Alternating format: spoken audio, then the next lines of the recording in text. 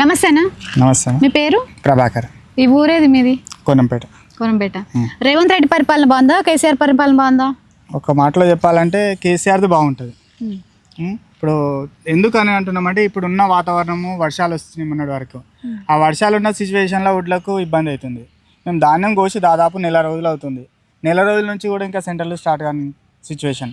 అప్పుడు లాస్ట్ 3-4 ఇయర్స్గా చూస్తే వారం 5-6 రోజుల్లోనే స్టార్ట్ అయిపోయి వచ్చిన దాన్ని వచ్చినట్టు తీసుకునేవాళ్ళు. ఇప్పుడు స్టార్ట్ అయ్యి కూడా మేము దాదాపు కోసి ఇట్లా కుప్పలు పెట్టుకుంటున్నాం. ఈ వర్షానికి అవి ఎండబెట్టాల్సి వస్తుంది, మళ్ళా తడుస్తున్నాయి. ఇవి పరకలు అనేది కొనుక్కొస్తున్నాం, అందరి దగ్గర ఉండేవి. కొంతమంది లీజుకు తీసుకొస్తారు, ఒకదానికి 20 రూపీస్ తీసుకుంటాడు. ఇప్పుడు ఈయన ఒక 5 పట్టాలు పెట్టుకున్నాడు, డైలీ ఒక 100 రూపాయలు. ఈ విధంగా నెలలు ఉంటే ఆ వడ్లు అమ్ముకున్న పైసలు ఇవన్నీ కూడా దానికి రావు. నమస్తే అన్న.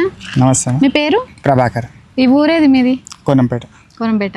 రేవంత్ రెడ్డి పరిపాలన బాగుందా, కేసీఆర్ పరిపాలన బాగుందా? ఒక మాటలో చెప్పాలంటే కేసీఆర్ది బాగుంటుంది.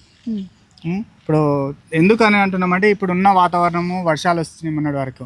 ఆ వర్షాలు ఉన్న సిచ్యువేషన్లో వుడ్లకు ఇబ్బంది అవుతుంది. మేము ధాన్యం కోసి దాదాపు నెల రోజులు అవుతుంది. నెల రోజుల నుంచి కూడా ఇంకా సెంటర్లు స్టార్ట్ కాని సిచ్యువేషన్.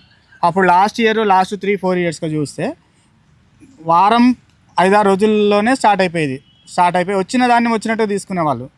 ఇప్పుడు స్టార్ట్ అయ్యి కూడా మేము దాదాపు కోసి ఇట్లా కుప్పలు పెట్టుకుంటున్నాం. ఈ వర్షానికి అవి ఎండబెట్టాల్సి వస్తుంది, మళ్ళా తడుస్తున్నాయి. ఇవి పరకలు అనేది కొనుక్కొస్తున్నాం, అందరి దగ్గర ఉండేవి. కొంతమంది లీజుకు తీసుకొస్తారు, ఒకదానికి 20 రూపీస్ తీసుకుంటాడు. ఇప్పుడు ఈయన ఒక 5 పట్టాలు పెట్టుకున్నాడు, డైలీ ఒక 100 రూపాయలు.